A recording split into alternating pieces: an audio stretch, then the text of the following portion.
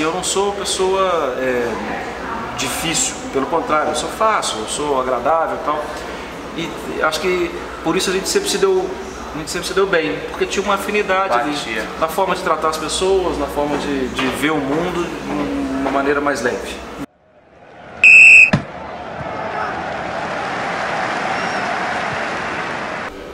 Fala galera do Na Barreira, o nosso convidado hoje tem um fato muito especial. Numa sexta-feira, como qualquer outra, eu estava em casa assistindo o Linha de Passe e eis que ao lado do meu pai, eis que eu começo a ver uma pessoa dando algumas opiniões, falando, e falei pro meu pai, esse cara é diferente, cara, eu vejo que ele tem algumas opiniões muito interessantes, é um cara que tem coerência no que fala. No sábado após eu fui pro Jovem Pan no Mundo da Bola, como muitos sabem que eu trabalho lá, e comentei com o Flávio Prado nos corredores da Jovem Pan. Falei, Flávio, eu estava observando ontem que tinha um comentarista que eu ainda não tinha visto ele, não sei porquê, que é um cara diferente. E o Flávio falou pra mim, esse cara é bom mesmo, ele é Mário Mar. E hoje a gente está aqui com você, é um prazer, legal, Mário. Fico feliz. Quer dizer que enganei mais uns então, ali, falando. Isso aí mostra que você é um cara muito competente. Quero primeiro te agradecer por atender a gente do Na Barreira e dizer que é uma honra pra gente estar aqui falando contigo. Obrigado. Queria que você contasse um pouquinho pra gente. Você começou em Minas Gerais, sim, na rádio. Contar só um pouquinho essa trajetória. Tá, comecei, na verdade, foi muito na tentativa de me achar como profissional. Eu joguei futsal há muitos anos, e aí eu operei o joelho com 19 anos, e aí já fiquei com medo de jogar e tal, parei. Mas eu sempre fui muito ligado ao futsal, a ver futebol, a acompanhar, e não fazia jornalismo naquele momento, até estudava outras coisas. Fiz geografia, fiz publicidade, e aí um amigo meu me convidou na Rádio CBN em Belo Horizonte para comentar alguns jogos. Estava começando o futebol na CBN, lá em BH, no ano de 2000. E eu fiz um jogo, fui bem no jogo, algumas coisas assim maravilhosas aconteceram. O jogador que eu falei, o jogador entrou e definiu o jogo e tal. E aí eu comecei a ter outras oportunidades de fazer outros jogos. E de lá pra cá, em 2000 a Rádio CBN, em 2002 chegou a Rádio Globo em BH, e eu fiz Rádio Globo também. E aí 2005, 2006 eu comecei a fazer, 2004 por aí eu comecei a fazer a TV Horizonte com a televisão local. Sim. E aí fiz o Premiere, né, PFC, Sport TV durante muito tempo. E vim para São Paulo em 2010 pela Rádio CBN e pela Rádio Globo. E alguns anos depois aqui na ESPN, né, desde 2015 aqui. Mas tem hora que eu fico até assustado com tanto tempo, a gente já está em 2018, e quando eu falo de 2000, parece que foi bom ter perceber tudo isso. Sim, foi uma carreira que, você disse que você estava ainda procurando o seu lado profissional, que foi assim, rápido, as coisas se encaixaram de uma maneira muito rápida, talvez, né? Até por eu já ser um pouco mais velho naquela oportunidade, por já ter um pouco mais de maturidade, a forma de encarar a vida de uma forma diferente, e até a forma de encarar a profissão. Não é isso aqui que eu vou fazer. Trabalhei sempre pensando, desde que eu comecei no jornalismo, e eu tinha outros empregos, eu falei, não, é isso que eu quero, e já tinha uma maturidade maior para perceber as coisas e para me encaixar. É muito legal para quem está acompanhando a gente, que tem muita gente que gosta de futebol, que sonha em trabalhar com isso, e vive muito isso que você está dizendo. A pessoa tem o seu outro emprego e também busca entrar no mercado do jornalismo esportivo. Conta pra gente, como é que foi um pouquinho mais? O que você fazia nessa época em paralelo ao jornalismo esportivo? Primeiro, eu preciso deixar claro, eu trabalhei 2 anos, de 2000 a 2002, na Rádio CBN em Belo Horizonte, sem ganhar R$1. Era uma aposta, porque eu percebi que aquilo ali podia ser um caminho bom para mim. Eu não aconselho, mas eu tive que passar por isso. Eu tinha um outro emprego, eu trabalhava como representante da indústria farmacêutica. Tinha um filho que tinha acabado de nascer, meu único filho, Danilo, tinha acabado de nascer, nasceu em 2001. Então eu não tinha tempo de ainda estudar futebol, eu sempre gostei. E quando eu passei a ter mais contato, eu passei também a ter mais ferramentas, a utilizar mais ferramentas que a rádio me proporcionava, de mais contato com os colegas.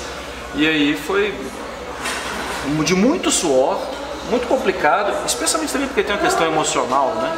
Em 2000, o meu primeiro jogo foi em março de 2000. Minha mãe faleceu em abril de 2000. E ela já não estava com muita consciência, então ela nem sabe, né? Ela nem viu nada disso. E meu filho foi nascer em junho do outro ano. E eu só assumindo compromissos e fazendo mais coisas e tal. Mas eu entendia que aquilo era, mesmo sem receber, aquilo era o caminho, era uma aposta que poderia dar certo. Daí depois, quando chegou a Rádio Globo chegou já com um contrato. Agora você vai ser contratado, vai trabalhar direitinho, a gente vai te cobrar horas, não cobrava, né? Mas a gente vai te cobrar horas de ficar aqui e tudo. E foi, pra mim, a confirmação de que a aposta era verdadeira e boa. Sim. Um dos responsáveis pelo seu primeiro contrato não está mais entre nós, né? Isso eu vi uma entrevista sua, que foi o Paulo Júlio Clemente. Sim. Que foi um dos responsáveis por esse seu primeiro contrato. Eu queria que você falasse um pouquinho, a gente vai chegar aí nesse ponto, tanto ele quanto o Deva, que foi um vídeo muito legal que você pode acompanhar no YouTube, pela ESPN, acho que se não me engano foi no dia ou no dia após um dia depois, a tragédia, que você fala desses dois profissionais com gratidão, que é uma coisa que infelizmente não vemos muito hoje em todos os setores. O PJ sempre foi um cara muito gente boa, simpático, muito legal, e ele participou da minha contratação lá em BH. Quem me levou mesmo foi o Walter Ruamani e depois o Marcos Ghiotti, que era o coordenador do esporte, o Ghiotti que já saiu, o Walter também. E o PJ foi o cara que era o coordenador do esporte no Rio, que foi lá para BH para montar a equipe. A gente participou, eu e o Regis Souto, outro comentarista que trabalha com outra coisa hoje em dia, a gente participou da escolha do Piquitito, do Oswaldo Reis, como narrador da rádio. O PJ colocou a gente para ouvir fita, não ouve isso aí, o que você acha? Tal. E ele foi um cara muito importante. Depois, ele continuava no Rio, e ele saiu, voltou, veio aqui para São Paulo, e eu vim trabalhar com ele de novo aqui como comentarista, eu da CBN, ele da Rádio Globo. A gente viajava junto, ficamos no mesmo quarto, inclusive como comentaristas em Porto Alegre uma vez. Sempre foi um sujeito de muita visão, mas acho que a principal característica, assim, a visão, a parte administrativa, isso tudo é verdade, mas a principal característica é a pessoa. O lado humano. Era incrível ver isso do PJ, como ele era no trato com as pessoas. Isso foi uma coisa muito legal que eu percebi e que cá pra nós, assim, eu não sou pessoa difícil, pelo contrário, eu sou fácil, eu sou agradável e tal. E acho que por isso a gente sempre se deu bem, porque tinha uma afinidade ali, na forma de tratar as pessoas, na forma de ver o mundo de uma maneira mais leve. Uhum. E aí o Deva você encontrou um pouco depois também. Olha aí, que boa participação. Aí tá o William Tavares, sobe aí para o pessoal te ver. Desceu. E aí você encontra depois de um tempo também como comentarista o Deva, que também, pelo que eu já ouvi, queria que você contasse pra gente, era um cara diferenciado, de muita visão nesse meio. Um gênio. O Deva é um gênio. Eu fazia jogos pela rádio CBN, pela Rádio Globo em Belo Horizonte, no estádio, né, no Mineirão, e várias vezes, contra times de São Paulo, a equipe de São Paulo ia para o Mineirão. A gente ficava na mesma cabine. E muitas vezes a gente almoçava junto, muitas vezes a gente jantava junto e tal. E muitas vezes eu bati papo com o narrador da Rádio CBN São Paulo, sendo comentarista da Rádio CBN BH. Eu, Mário Marra, com Deva Pascovitch. E a gente sempre conversou muito, tudo, e eu sempre fui muito admirador do Deva. Me lembro muito bem do episódio da morte do Serginho, que ele era o narrador da partida pelo Sport TV, e que ele foi, assim, na condução da coisa, você percebia que ele estava chocado, mas que ele procurava ser, assim, profissional. Ele procurava não criar uma situação de que vai morrer, presta atenção, usar um drama, mas que ao mesmo tempo ele estava envolvido emocionalmente. Sim, como todo mundo pensa bem, você está ali trabalhando no jogo, cara, tem uma parada e morre, parada cardíaca. E então sempre teve esse fascínio. E a gente conversando tudo, uma vez ele me perguntou, depois de me conhecer por muitos anos, se eu não toparia vir para São Paulo trabalhar comigo. E era só uma conversa. Informal. Nem tinha vaga. Mas nessa conversa eu falei, sim, é um desafio para mim que seria um prazer. E depois, em 2010, eu recebi uma primeira proposta para vir para cá. E depois uma segunda proposta, isso seria no Campeonato Paulista. Eu passei aqui alguns dias no Campeonato Paulista fazendo alguns jogos, mas a gente não acertou. E aí terminou o Campeonato Paulista e terminou o Mineiro em maio de 2010. E eu vim para fazer o Brasileiro com o Deva. Uma pessoa, uma das mais marcantes de toda a minha vida, profissionalmente e também assim como companheiro. Profissionalmente, uma pessoa inquieta. Ele não faria hoje o que ele fez ontem. Queria inovar, tá? E o anteontem era sempre também diferente, ele sempre mudava. E às vezes a gente tinha temas na transmissão, olha só, para buscar interatividade no Twitter, nas redes sociais, isso há muitos anos. Hoje em dia, muita gente está quebrando a cabeça para fazer, e ele já fazia isso desde 2010. Para buscar interatividade, ele criava um tema. Exemplo, o Ganso jogando bem alguns jogos, jogando mal outros, e aí ele levantava a entrevista coletiva do Santos, depois do São Paulo, tudo, e do treinador falando dele, e ele jogava, vamos ver o que o Dorival falou do Ganso, colocava lá um trechinho, vamos ver o que o Ganso falou, e agora eu faço a pergunta, você acredita no fator Ganso? Ele criava a hashtag fator Ganso. E isso em 2010, 2011 já bombava. E todo mundo colocava a hashtag fator Ganso. O Ganso não faz diferença nenhuma, o Ganso é muito bom, o Ganso joga para ele mesmo. E eu vendo isso acontecer, e na semana seguinte eu pensava, ele vai fazer uma outra hashtag, não sei o quê. Ele deu certo, né? E ele mudava a coisa completamente diferente. Ele fazia uma abertura com transmissão. Botava a transmissão da nossa abertura no Twitter, não sei o que. Não, eu vi que você comentou uma vez que ele colocou o celular, o periscope na parede. O laptop dele com o celular. Que era uma coisa que hoje muita gente ouvindo a gente falar, com o mundo moderno que a gente vive, né? Todos os canais esportivos mais ou menos fazem. É uma coisa que hoje o cara acha, isso é normal, mas naquela época era algo totalmente uma visão inovadora. E que todo mundo estava tentando se achar para entender esse fenômeno que era a internet, a rede social, tudo, e que as televisões, os jornais, as rádios perdiam o público para quem estava chegando, mas que ao mesmo tempo não casavam as coisas. E era possível usar a rede social junto da rádio, junto da televisão. E o Deva estava muito à frente do tempo pensando nisso. Por exemplo, as transmissões usando o microfone lá embaixo, no gramado, na Globo e na CBN. Poxa, a TV Globo já pegava aquele áudio. TV Globo, Rádio CBN, é filho do mesmo pai. Sim. Será que não dá para fazer isso pra gente? Liberar o áudio? Empresta, né? Puxa, isso na transmissão do rádio? Nossa. Você ouvia o Pacaembu lotado, o Morumbi lotado, a Vila. Era um absurdo, né? Contagia a transmissão, e né? fica quente, e com aquele vozeirão, né, que ocupava o espaço. E o Deva sempre foi muito esperto, também com as limitações dele. Ele não era um narrador de rádio, ele narrou a vida inteira na TV. E aí ele sabia que ele não tinha aquele pique de respiração, então o que ele fazia? Todo mundo participava. Por que só o comentarista vai ter opinião? Gente, isso é uma coisa lá da década de não sei qual. Sim, que tradicional, né? Ninguém via a televisão, ninguém via o jogo, pouquíssimas pessoas tinham imagem. Então a informação oficial e o comentário, a opinião oficial, vinham de quem estava trabalhando lá. Quem estava lá na Suécia em 58, quem estava lá... A gente não estava vendo isso aqui, então a gente acreditava. Sim. Hoje em dia você tem imagem, você tem acesso à informação. Então a opinião não é minha. A opinião é do comentarista, mas o repórter que está lá embaixo ele pode ter uma outra diferente. O cara que está lá no plantão, lá no estúdio da rádio, ele pode ter uma outra diferente. Por quê? Por que diabos que só o comentarista é o dono da verdade? Não, o comentarista erra muito também. Então vamos fazer o seguinte, vamos tornar a opinião dinâmica. Eu tenho meu espaço para opinião como sou comentarista. Talvez fosse a opinião mais respeitada naquele momento, mas o cara do plantão podia muito bem falar: Marimar, o que eu vi aqui foi diferente. Eu estou levantando números aqui do Neymar e ele está fazendo isso, isso e aquilo e tal. Pensa bem para o ouvinte. Para o ouvinte, ele fica também querendo participar. não é mais aquela opinião daquele cara que está lá na Suécia.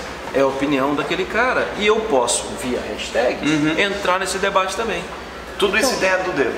Sempre, sempre. Vamos tornar a coisa dinâmica. Porque o cara que está lá em casa, ele vai participar também.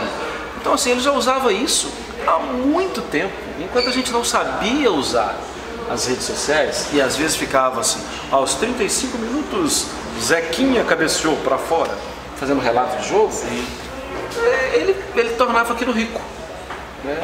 Ele tornava aquilo diferente, e mudava temas de 3 em 3 minutos, e era um absurdo. Gênio, que é os gênios são assim. Eu falei de cara, né? Os caras não param os caras não param, a mente dos caras trabalha muito à frente da... Não permite, e aí, não pode descansar. E aí, como é que foi, assim, aquela tragédia com a Chapecoense praticamente mobilizou o Brasil e o mundo. Quem não tinha ninguém conhecido chorou, ficou triste. Foi algo que a gente está acostumado, o esporte ele dá muitas alegrias, às vezes tristezas, mas é uma tristeza dentro do esporte, uma tristeza que faz parte do ganhador e do perdedor. Como foi perder 2 pessoas nessa ocasião que você conhecia? Não eram apenas os jogadores da Chapecoense, eram pessoas amigas. Como que foi toda essa situação? Primeiro que eu no dia, né, no dia 29 de novembro, eu não ia trabalhar. Na verdade eu não trabalhei, porque eu tinha que ir para BH, meu filho mora lá, e ele ia fazer uma crisma. Estava lá nesse processo de fazer a crisma dele. E aí eu pedi para não trabalhar na TV, e meu voo ia sair muito cedo, ia sair acho que 8 e pouco, por aí. Então eu dormi cedo e não vi nada. Aí acordei normal, para ir no banheiro, trocar de roupa, tal, e comecei a dar uma olhada no WhatsApp e tinha muitas mensagens, tudo. E uma Med, meu amigo lá de Portugal, que trabalhou comigo, uma Med Filho, eu de vez em quando fazia algumas participações para eles na Sport TV de Lisboa. E ele me mandou mensagem, assim, você não tem como você entrar para falar, eu sei que ninguém está sabendo nada que aconteceu, mas você não pode entrar, pelo menos para falar mais ou menos o que está acontecendo, tudo. Uma visão de um brasileiro, né? E eu respondi, cara, acordei agora, o que aconteceu? E aí eu fui lendo as outras. E aí eu liguei a rádio, né? Liguei a CBN e ouvi o Milton Jung falando, tudo, acidente da Chapecoense. E naquele momento eu pensei, puxa, no acidente da Chapecoense tem sobreviventes. Eu falei, putz, ainda bem, né, tal. Aí passam uns minutos, aí me dá um gelo, que eu falei, cara, o Deva tá no voo. Você sabia que ele fazia parte desse, que ele Sim, estaria eu tinha falado pra... com ele, isso foi na terça, eu tinha falado com ele na sexta-feira, a gente bateu um papo via WhatsApp, mandando mensagem um pro outro, tal. E eu tinha falado que eu estava super feliz com o momento que ele estava vivendo com a coisa da Chapecoense, da defesa do Danilo, de como aquilo tinha sido forte. Ele tinha acabado de mudar a foto dele no perfil no Facebook, colocando uma camisa da Chapecoense. E quando eu me liguei que isso pudesse estar acontecendo, eu gelei. E aí, Thiago? E aí fui embora pro aeroporto, só ouvindo as notícias no rádio não sei se foi Uber, se foi táxi, fui ouvindo as notícias. E aí eu comecei a entender que eles tinham morrido, né? Eu ouvi a lista com o PJ também, aí fiquei ainda mais assustado, peguei o avião para BH, o avião chorando. E aí chega em BH com a confirmação, né, de que eram poucos sobreviventes e tal. E aí, para piorar a coisa, eu fui para tentar encontrar com meu filho depois, tudo, né? E para piorar a coisa, as filhas dele, né, a Mari e a Carol, especialmente a Carol, me mandando mensagem desesperada: Mário, confirma pra mim, a gente não tá querendo acreditar, eu tenho certeza que ele não tá lá, eu tenho certeza que ele escapou, tudo. E eu lendo a mensagem da filha dele, então um sentimento que eu não queria ter, nenhum mesmo. E até porque assim, eu também não queria acreditar, então eu acabava entrando nessa onda com ela, falando, não, ele também, porque a gente conhecia muito bem, né? Ela é muito melhor, claro, filha. Mas ele venceu um câncer e depois venceu um segundo.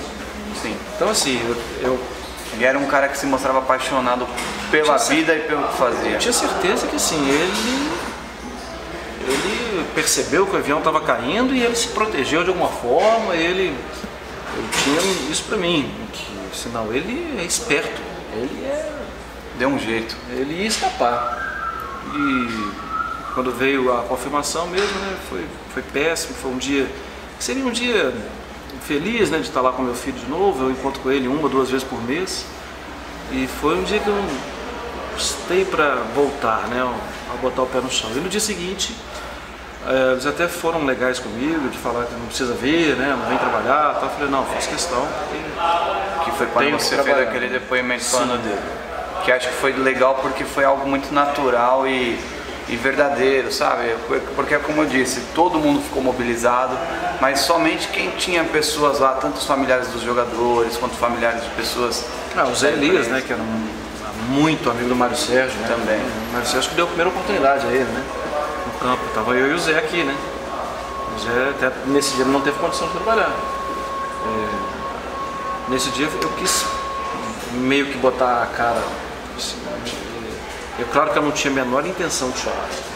Mas não tem como, né? Mas eu queria falar mesmo do que era uma homenagem. Uma homenagem que eu tinha que fazer, até também a família dele e a minha história. Sim. Eu não podia ficar calado. Porque se cruzam, né? As histórias entre dele, do PJ, que é como a gente começou a puxar contando a tua história, elas se cruzaram e graças a Deus eles foram parte importante na minha vida, de você estar aqui. Sem dúvida. E a gratidão, que é uma das coisas que eu tenho, muitas pessoas que conhecem o Mário Marra também falam que ele é um cara muito gente boa e grato. E é mais uma honra de a gente estar aqui falando com ele hoje. Agora vamos falar do momento atual, Mário. O que você vê, você que é um cara que eu vejo que é um cara estudioso do futebol brasileiro, você tem uma perspectiva bacana, apesar da CBF muitas vezes atrapalhar. Agora a gente teve essa polêmica de não aprovação do árbitro de vídeo, que no mundo inteiro está começando a acontecer e parece que a gente já está ficando para trás. Como é que você vê esse momento do futebol brasileiro? Eu acho que tem uma situação diferente de todas que é a seleção brasileira, muito em função do Tite. Ele mudou a imagem da seleção. Ele não consegue mudar a imagem da CBF. Que tem um ex-presidente que não pode sair de casa, porque ele vive em prisão domiciliar, e tem um atual presidente que não pode sair do país. E isso não tem jeito. O Tite não é esse milagreiro todo. O futebol brasileiro também, eu vejo, os clubes se escoram na falta de credibilidade da CBF. Os clubes mesmo têm pouquíssima intenção de mudar o que está aí. Eles continuam elegendo os presidentes das federações estaduais e eles continuam aceitando, permitindo e até mesmo mostrando quem eles são quando não aceitam inovações no futebol. O futebol brasileiro é muito fruto disso. A gente começa a pensar quem são os grandes centroavantes do país. Todos acima de 30 anos. Quem são os grandes destaques do futebol brasileiro? Vão jogar uma temporada e vão sair. E tá aí o David Neres até para falar que não precisa jogar uma temporada. Jogam alguns jogos e vão sair. Nem meia temporada o David Neres jogou, né? Não, pouquíssimos jogos. O futebol brasileiro acaba se reinventando muito porque aqui todo mundo gosta de futebol e porque de um tempo para cá tem muito mais acesso à informação. E aí então os técnicos mais jovens, eles acabam entendendo que eles vão ter que buscar um lugar ao sol e aprendem sistemas novos de marcação.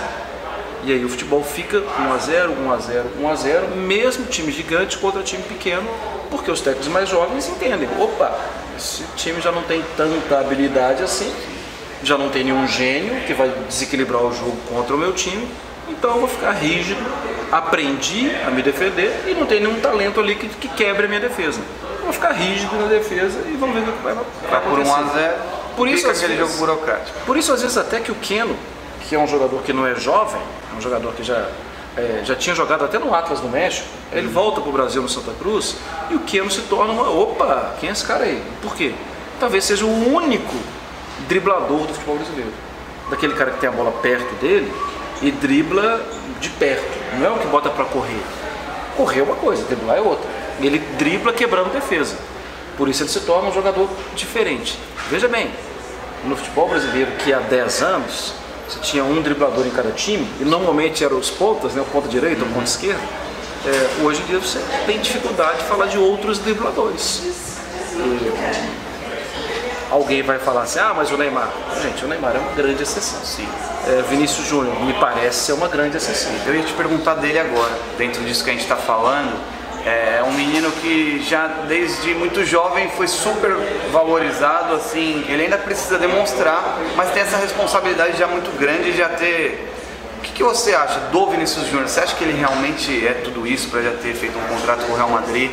Ou foi talvez o Real Madrid com medo de ter acontecido o que aconteceu, em ter perdido o Neymar para o Barcelona, se precipitou e fez isso?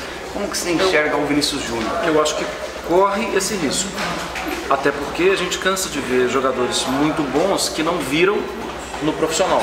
Porque muitos ficam fascinados com esse mundo e acabam tirando os olhos da profissão e aproveitando outras coisas da vida, né? Ficam no fascínio do poder, de ostentação, de riqueza e tal. Mundo paralelo ao futebol, né? Sim, e muitos se perdem. São muitos esses casos. É um risco que o Real correu, mas eu acho que o Real correu esse risco calculando. Eu acho que ele pode dar certo, eu acho ele um jogador muito acima da média, muito diferente, ainda não consegue fazer tudo isso no profissional. Na base ele sempre fez, no profissional ele ainda não faz tudo isso, mas ele já mostra que ele é capaz. Talvez o salto de jogar Campeonato Carioca, Sul-Americana, ele nem chegou a ter sequência assim no Campeonato Brasileiro. Sim. Talvez o salto do futebol europeu seja um salto gigante, mas o Real já faz isso com alguma frequência. Já fez isso com o Odegaard, o norueguês, 15 anos, não virou ainda, está rodando lá pela Europa. O Chelsea fez com o Lucas Piazon, sim, começando a aparecer, tal, não virou, está rodando. Pode ser que o Vinícius Júnior tenha que rodar um tempo. Agora, se ele for um menino de muita personalidade, um menino muito bem instruído, família muito perto, tudo, qualidade ele tem. Talvez não para virar um Neymar, mas qualidade ele tem para jogar bem fora do Brasil. Legal. E voltando rapidamente para o papo do árbitro de vídeo, qual a sua opinião sobre o que a CBF gostaria que os clubes pagassem os custos? Sendo que a CBF já é uma entidade que recebe dos clubes e ela é sustentada pelos clubes. E ela, na hora de uma decisão importante, ela joga a conta para os clubes. Como você vê isso, mano? A CBF não quer. Não quer o uso do VAR no Campeonato Brasileiro. Se quisesse, bancaria. Engraçado, só rapidamente, cortando você, que no final do ano passado queriam apressar para colocar qualquer custo. E seria feito exatamente para daqui a algum tempo a gente parar e pensar assim, tá vendo? Isso não vale nada. Tá dando muito problema, tá dando trabalho, eles estão errando do mesmo jeito. E a opinião pública ia forte quando prejudicasse o Flamengo, quando prejudicasse o Corinthians, quando prejudicasse o Vasco, como prejudicou, a opinião pública de certa forma ia falar, isso não vale nada, tá prejudicando do mesmo jeito, o jogo para muito. Então eu acho que existe uma intenção de não colocar. Tudo de caso pensado, você acha que foi? Na minha visão, jogadinha ensaiada. Eu tenho partido de um princípio que eu não sou nenhumamente privilegiado, eu sou esforçado. Eu vou lá, estudo, trabalho, leio, durmo tarde, acordo cedo, então, sou esforçado. Sou o bobo da história. Sempre tem alguém arquitetando alguma coisa melhor. Então eu acho que é uma jogadinha ensaiada isso aí. Não vamos engolir esse VAR porque a CBF não quer pagar.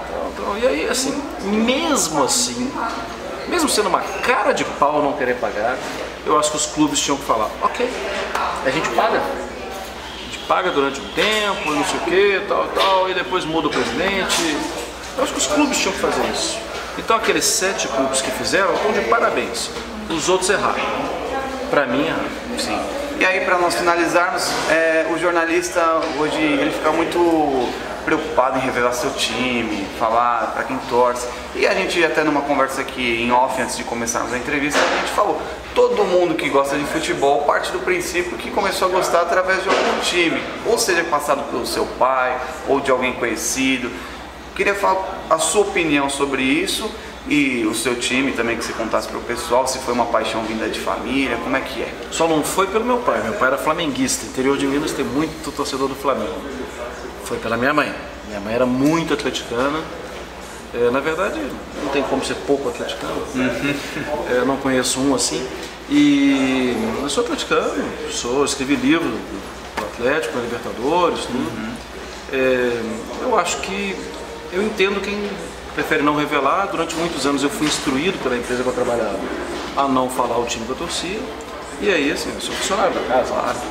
Eu entendo quem não gosta de revelar, porque tem uma questão da violência também. Hoje em dia a gente vive num país em que você não pode falar que gosta de sofá. Você tem que gostar de cadeira, não sei o que. Gente, me deixa gostar de sofá. E nada me impede de gostar de cadeira também. Só que as pessoas parecem que são burras. Tudo vira muito polêmico, né, mano? Sim. Você não pode gostar de cerveja e de vinho. Gente, se eu quiser gostar de cerveja e de vinho, qual o meu erro em gostar dos dois? Mas vai, né? E no futebol, que mexe com paixão, mais ainda, né? Então, assim, aquele ali é atleticano, safado, tal. Assim, aquele ali é corintiano, safado, palmeirense, safado. Porque você acha que, por exemplo, se você revela o seu time, você é atleticano, você vai comentar um jogo do Cruzeiro, e você vai fazer uma análise natural que você faria de qualquer maneira. Sem dúvida. O cara sabendo que você é atleticano vê de uma forma, e o cara, se não soubesse, ele veria de outra. A mesma opinião? Sim, e se foi pênalti pro Cruzeiro ou contra o Cruzeiro, pra mim é um pênalti do mesmo jeito. Eu tive uma passagem agora aqui no Linha, na semana passada. O Ricardo Oliveira fez um gol, um passe do Otero no meio da defesa, o goleiro saiu, ele meteu por cima. Sim. E o Arrascaeta fez aquele golaço na jogada do Edilson pela direita, ele faz e me pergunta, qual o gol mais bonito da rodada? Eu ainda poderia até pegar pela tangente. Não, foi o gol lá do jogador do Remo. Não, o gol mais bonito para mim foi do Arrascaeta. A minha opinião é aquela. E gosto do Liverpool também. Na mesma rodada eu fiquei fazendo campanha, não, Salah, gol do Salah. E aí eu vejo o gol do Escoco pelo River e falei, tchau Salah, vou te abandonar porque o gol ali foi mais bonito. É preciso ter tranquilidade, consciência limpa, você com você mesmo. Sim. A sua relação, numa boa. Eu fiquei anos e mais anos. Vou falar, hein? Pode falar, por favor. Fiquei anos e mais anos com a bunda achatada numa faculdade. Não é pra depois assim eu colocar minha paixão. Atlética melhor, isso aqui, isso aqui. Não, pô, é pra me respeitar também. Você tem responsabilidade com a empresa que você trabalha, com quem te acompanha. É muita mais coisa envolvida do que simplesmente a paixão. Minha paixão. Aí não precisava ter estudado. Se era pra falar da minha paixão, não precisava. Até porque eu costumo dizer que quando liga a câmera, você praticamente é uma coisa automática que aquela paixão fica de lado e entra o lado profissional. Não sei se não tiver assim também. É óbvio que eu vejo muito mais jogos do Atlético. É óbvio que eu vejo muito mais jogos do Cruzeiro. É óbvio isso. Isso eu faço desde menino. Desde que eu tinha, sei lá quantos anos. A minha família toda é atleticana. Todo mundo esperando pra ver o Subut, nem se. Primos todos, meus tios todos. Isso é uma conversa natural na família. Meu filho, eu não posso virar e falar, não posso. Eu sou isento, na minha opinião.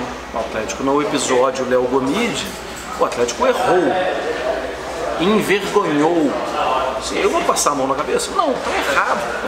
Assim, o Atlético sujou a imagem dele. É a minha opinião. Se quiser discordar, discorda.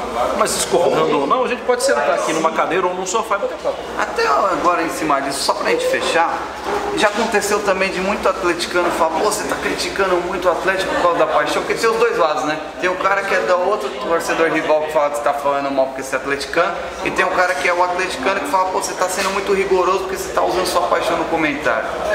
E você sabe que assim, a crítica quando ela é honesta, quando ela não vem carregada de preconceito, quando ela não vem carregada de ofensa, eu paro pra pensar. Será que eu estou pegando pesado no Atlético? Porque eu sou atleticano? Será que eu não consegui me explicar? Quando ela é carregada de ofensa, eu passo batido, claro. Assim, esse cara está com problemas com o espelho. Agora, quando é algo assim, eu paro para pensar. E pode ser. Tem uma crítica muito comum, nesse mesmo linha de passe eu recebi, algum torcedor mandou, atleticanos como você deveriam ir para o outro lado, tal, não sei o quê. Assim, cara, assim, não existe uma cartilha de como ser atleticano. Não existe uma cartilha de como ser jornalista. Exato. E eu vou seguir essa. Ser atleticano é uma coisa natural para mim. Ser jornalista é algo que eu precisei aprender. Tem conceitos que eu precisei aprender. Tá legal, esse foi nosso papo especial. Eu fico lisonjeado de ter entrevistado um cara dessa qualidade em termos de conhecimento, em termos de caráter. Mário Marra, muito obrigado.